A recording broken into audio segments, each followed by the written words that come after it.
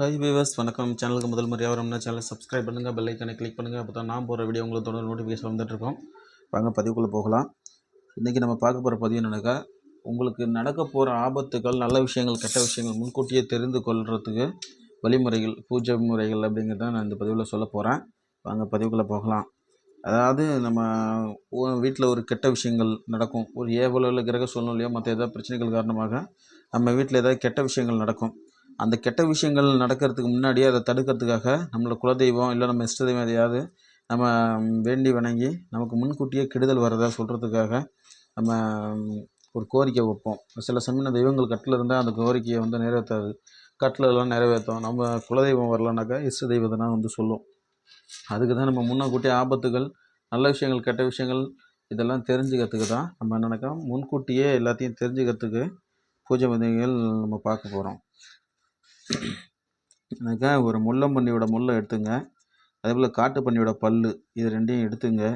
எடுத்துக்கிட்டு நான் ஒரு மந்திரம் சொல்கிறேன். அந்த மந்திரத்தை என்னன்னாக்கா டெய்லியும் ஒரு 1008 உரு பூஜையில் உட்காரும்போது இல்லை 108 உரு, இப்படி ஏதாவது ஒரு உரு டெய்லியும். ஆனால் இது இந்த மந்திரத்தை இந்த 2 பொருளையும் வச்சுக்கிட்டு சொல்லிட்டு வாங்க.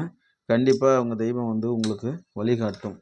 உங்கள் தெய்வம் வழிகாட்டுறது இஷ்ட தெய்வம் சொல்லிட்டு கர்ண பிசாசினி அப்படின்னு ஒரு எச்சனி இருக்குல்ல, கர்ண எச்சனி.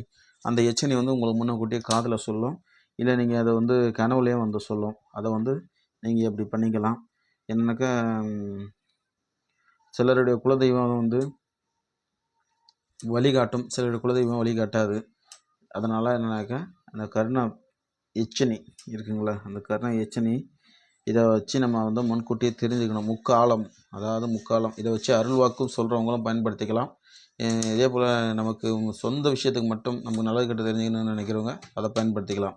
இல்லை ஆபத்து, கஷ்டகாலம், ஏவல், பில்லி சூனியத்தால் பாதிக்கப்பட்டவங்களும் இதை வச்சு முன்கூட்டியே எல்லாத்தையும் தெரிஞ்சுக்கலாம். வாங்க பூஜை விதிகளை சொல்கிறேன். இதுதான் முள்ளம்பன்றியோட முள்ளும் காட்டுப்பன்னியோட பல்லும் எடுத்துக்கிட்டு நான் சொல்கிற மந்திரத்தை டெய்லி 108 முறை சொல்லுங்கள். இல்லைன்னா காலையில் 1008 தடவை ஜெபிச்சு இதை சொல்லுங்கள். ஒன்றும் பிரச்சனை இல்லை. இதை நீங்கள் சொல்ல அந்த தேவி உங்களுக்கு அனுகிரகம் கொடுக்க ஆரம்பிச்சிடா. உங்கள் பக்கத்துலேயே அதோட பாதுகாப்பு இருக்கும். எந்த ஒரு விஷயங்கள் எப்படி மனசில் சந்தேகப்பட்டாலும் ஐயம் இருந்தாலும் நீங்கள் மனசில் நினச்சாலே அதுக்கான ஒரு தெளிவான பதில் மனசுக்குள்ளேயே அவள் கொடுப்பா. அதுதான் அந்த தேவியோட அனுகிரகம். அந்த தேவி பக்கத்துலேயே உங்களுக்கு நல்லது கெட்டது எல்லாத்தையும் சொல்லுவாள். அதே போல் தேவி கரெக்டாக பூஜை விதிகள் முறையாக பயன்படுத்தணும். இடையில விட்டு பண்ணக்கூடாது. அந்த தேவி உங்களை விட்டு விலகிடுவா. என்னன்னாக்கா குங்குமம் போட்டு நெத்தியில் வைக்கவே கூடாது. இந்த பூஜை பண்ணும்போது அந்த தேவிக்கு குங்குமம் வைக்கக்கூடாது. அந்த தேவி அது ஆவாகனம் உங்களுக்கு காட்சி கொடுத்த பிறகு தான் அதை நீங்கள் வைக்கணும். அதுக்கு முன்னே வைக்கக்கூடாது. எச்சனிகளை பொறுத்த வரைக்குமே மஞ்சள் பயன்படுத்தலாம், குங்குமம் மட்டும் பயன்படுத்தக்கூடாது. அது ஆவாகனம் ஆகிற வரைக்கும், எச்சனிகள் நம்மளுக்கு காட்சி கொடுக்குற வரைக்கும் நம்ம குங்குமம் பயன்படுத்தக்கூடாது. இதுதான் எச்சனிகளோட பூஜை விதி. இந்த மந்திரத்தை சொல்கிறேன், மந்திரத்தை ஃபாலோ பண்ணிக்கோங்க. ஓம் க்ரீம் ஸ்ரீம் க்ரீம் நும் டம் டம் நமோ தேவபுத்ரி ஸ்வர்க நிவாசினி சர்வ நர நாரிமுக வார்த்தாளி வார்த்தாம் கதைய சதே. இதான் அந்த மந்திரம். மறுபடியும் சொல்கிறேன் பாருங்கள். இந்த மந்திரத்தை டிஸ்கிரிப்ஷனில் கொடுக்குறேன், ஃபாலோ பண்ணிக்கோங்க. ஓம் க்ரீம் ஸ்ரீம் க்ரீம் நும் டம் டம் நமோ தேவபுத்ரி ஸ்வர்க நிவாசினி சர்வ நரமுக நாரிமுக வார்த்தாளி வார்த்தாம் கதைய ஷதே. ஓம் க்ரீம் ஸ்ரீம் க்ரீம் நும் டம் டம் நமோ தேவபுத்ரி ஸ்வர்க நிவாசினி சர்வ நரநாரிமுக வார்த்தாளி வார்த்தாம் கதைய ஷதே. இதான் இந்த மந்திரம். முன்கூட்டியே நீங்கள் தெரிஞ்சுக்கிறதுக்கு இதை பயன்படுத்திங்க. வாழ்க்கையில் சில பல தவறுகள், சில ஆபத்துகள், விபத்துகள், இந்த மாதிரி விஷயங்களை தடுக்கிறதுக்கு இது உதவும். குலதெய்வம், இஷ்ட தெய்வம் வராட்டியும் இந்த எச்சனி தேவி உங்களுக்கு அனுகிரகம் செய்வா, அருள் கொடுப்பா. அதே போலனாக்கா நம்ம காண்டாக்ட் பண்ணுறவங்களுக்கு ஒரு விண்ணப்பம், தயவு செஞ்சு இந்த விசாரிக்கிறங்கிற பேரில் யாரும் ஃபோன் பண்ணி என் டைம் வேஸ்ட் பண்ணாதீங்க. மறுபடியும் அதான் சொல்கிறேன்.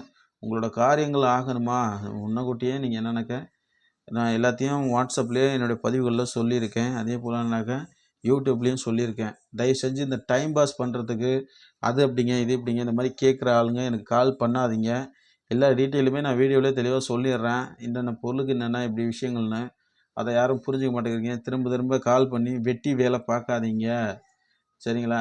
அதாவது எதா இருந்தாலும் வாட்ஸ்அப்பில் கான்டாக்ட் பண்ணுங்கள். வாட்ஸ்அப்பில் நீங்கள் ஓகே சொல்லிட்டு எனக்கு அமௌண்ட் பே பண்ண தான் ஆடியோ காலில் நான் பேசுவேன், ஃபோன் கால் எடுத்து பேசுவேன்னு சொல்லியிருக்கேன். அதை நீங்கள் புரிஞ்சுக்க மாட்டேங்கிறீங்க. அதே போல் தயவு செஞ்சு கள்ளக்காதலுக்கு யாரும் கான்டாக்ட் பண்ணாதீங்க அப்படின்னு சொல்லியிருக்கேன். திரும்ப திரும்ப நான் என்ன சொல்கிறேன்னா, டைம் பாஸ் பண்ணுறதுக்கு யாரும் பேசாதீங்க. சந்தேகம் கேட்க யாரும் பேசாதீங்க. அதை தான் சொல்கிறேன். நீங்கள் வாட்ஸ்அப்பில் கேளுங்க. வாட்ஸ்அப்பில் எனக்கு விருப்பம் இருந்தால் உங்களோட கேள்வியின் அதாவது எனக்கு வந்து பதில் சொல்கிற மாதிரி விருப்பம் இருந்தால் அதுக்கு நான் பதில் சொல்லுவேன். சரிங்களா? இந்த வெட்டி பேச்சு, வெட்டி கேள்வியெல்லாம் வேண்டாம். சரிங்களா? மறக்காம சேனலை சப்ஸ்கிரைப் பண்ணுங்கள். பெல் ஐக்கானை கிளிக் பண்ணுங்கள். அப்போ தான் நான் போகிற வீடியோ உங்களுக்கு தொடர்ந்து நோட்டிஃபிகேஷனில் வந்துட்டுருக்கிறத தெரிவிச்சுக்கிறேன். நன்றி, வணக்கம்.